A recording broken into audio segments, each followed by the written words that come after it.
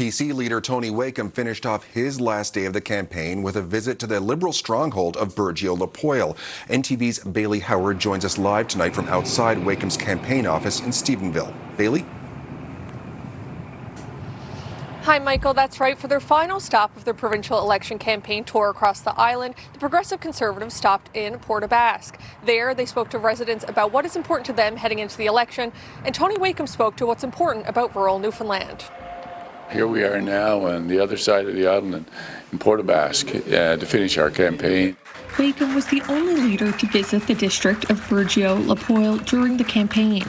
Despite the district having a history of being red, with the Liberals taking 87% of the vote in 2021, Wakeham says he has a message for rural Newfoundland.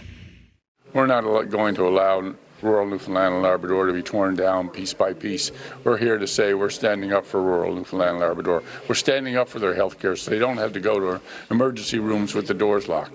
We're standing up for them when it comes to the cost of living, and we're standing up to them to make sure they feel safe in their communities.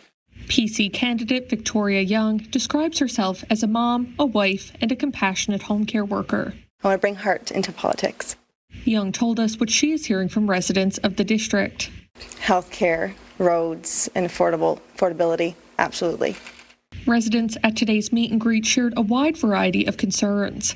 For Port-aux-Basques resident Greg Sheaves, the biggest election issue is the cost of living and increased taxes. Being charged carbon taxes, which drove the cost of living for everyone to the roof. Right from the farmers having to buy fuel, to the transportation companies to move it, to the ferry service to bring it to the island. It all increased the cost of living, but still government can't figure out what's going on. Then they made people suffer by telling them you're not allowed to drink sugary drinks. So they put on the sugar tax.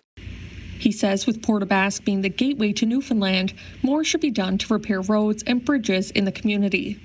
Cape Ray resident and veteran Tommy Anderson wants to see greater support for those who have served our country. I was up to Halifax a couple of years ago for an eye surgery. I had my left eye removed.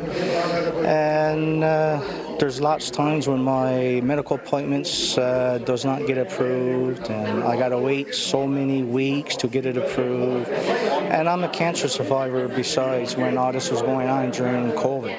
He also wants to see the province push for better access to service animals and mental health supports. Every province is under their own jurisdiction for service dogs.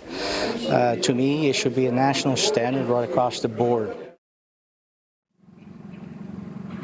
The Progressive Conservative team says that they're feeling confident about Election Day tomorrow, and we'll be here reporting live from Tony Wakeham, the leader's district of Stephenville, Port-au-Port, tomorrow evening for Election Day. Tony Marie? All right, thanks so much, Bailey. NTV's Bailey Howard reporting live tonight from Stephenville.